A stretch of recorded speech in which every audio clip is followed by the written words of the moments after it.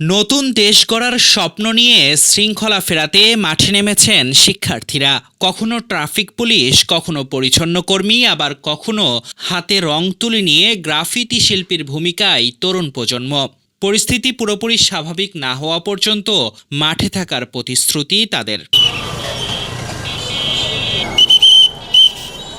সরকারের পতনের পর রাজশাহীর বোয়ালিয়া থানায় অগ্নিসংযোগ ও ভাঙচুর করা হয়েছিল। সেদিন থেকেই এই থানার কার্যক্রম বন্ধ ছিল। অবশেষে সীমিত পরিসরে কার্যক্রম চালু হয়েছে। তাই এবার থানার ধ্বংসস্তূপ পরিষ্কারের কাজে নেমেছেন শিক্ষার্থীরা। মঙ্গলবার সকাল থেকে থানার প্রথম ও দ্বিতীয় তলা পরিষ্কার করেন তারা। এ সময় সেখানে পুলিশ ছাড়াও সেনাবাহিনী ও বিজিবির সদস্যরা উপস্থিত ছিলেন। এদিকে প্রায় এক সপ্তাহ থেকে শহরের বিভিন্ন শিক্ষা প্রতিষ্ঠানের শিক্ষার্থীরা ট্রাফিকের দায়িত্ব পালন করছেন।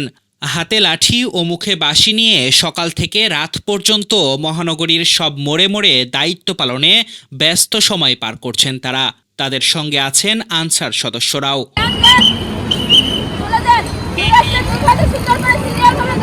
অপরদিকে নগরীর সড়ক ঘেঁষা দেয়ালে দেয়ালে গ্রাফিতি আঁকছেন শিক্ষার্থীরা। অংশ নিচ্ছেন বিভিন্ন বয়সী ছেলে মেয়ে।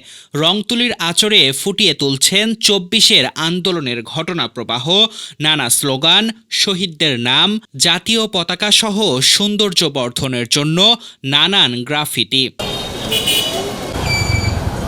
দেশের প্রয়োজনে রাজপথে কঠিন ত্যাগ স্বীকার করে দেশ সেবায় এগিয়ে এসেছেন তারা। তাই তো তাদের সহযোগিতা করতে এগিয়ে আসছেন জনসাধারণও। তারেক রহমান, পদ্মা টাইমস।